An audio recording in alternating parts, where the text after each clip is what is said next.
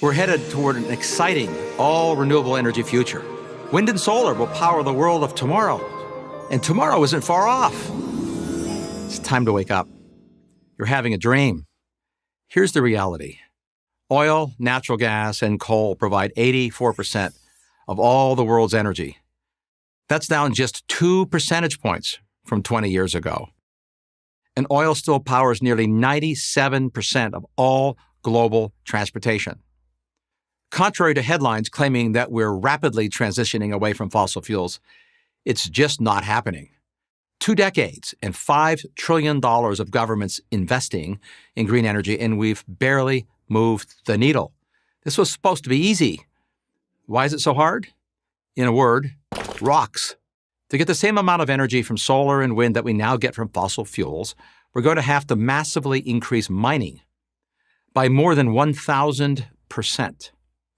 This isn't speculation, this is physics. Copper, iron ore, silicon, nickel, chromium, zinc, cobalt, lithium, graphite, and rare earth metals like neodymium. We need them all.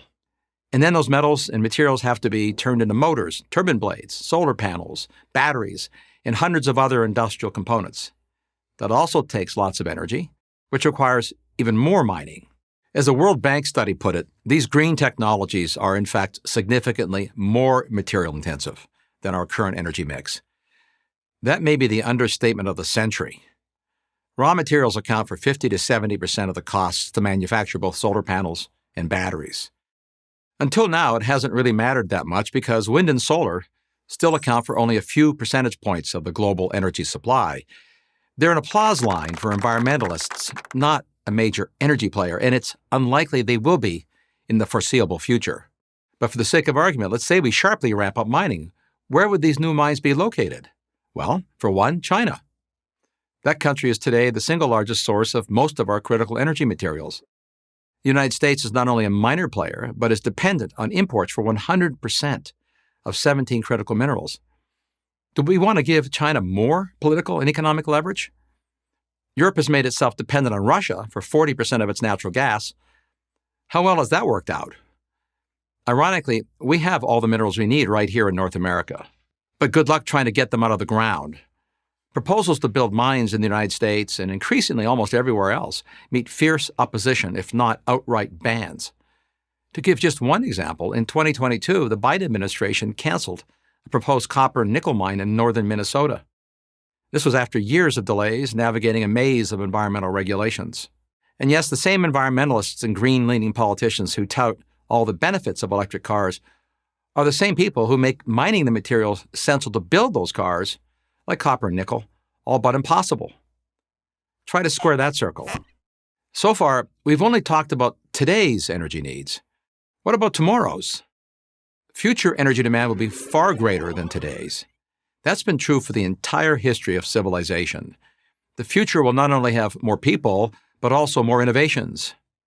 And entrepreneurs have always been better at inventing new ways to use energy than to produce it. It's obvious but worth stating, before the invention of automobiles, airplanes, pharmaceuticals, or computers, there was no energy needed to power them. And as more people become more prosperous, they will want the things others already have, from better medical care to vacations to cars. In America, there are about 80 cars for every 100 citizens. In most of the world, it's about 5 per 100 citizens. Over 80% of air travel is for personal purposes, so that's 2 billion barrels of oil a year. Hospitals use 250% more energy per square foot than an average commercial building. And the global information infrastructure, the cloud, already uses twice as much electricity as the entire country of Japan, the world's third largest economy. The massive data centers at the heart of the cloud alone consume almost 10 times more electricity than the world's 10 million electric cars. E-commerce has taken off and is propelling record growth in warehouses, increasingly filled with energy-hungry robots. America's truck freight index more than doubled in the past decade to deliver the goods to and from those warehouses. These are today's known trends. While we can't predict the future, we can predict there'll be more innovation in robotics, drones, quantum computing, biotechnology, and new industries not yet imagined. All of it will require more energy, a lot more. Fossil fuels, nuclear energy, and yes, renewables will be required. But if you think we could get it all from wind and solar, dream on. I'm Mark Mills, Senior Fellow at the Manhattan Institute for Prager University. Thank you for watching this video. To keep PragerU videos free, please consider making a tax-deductible donation.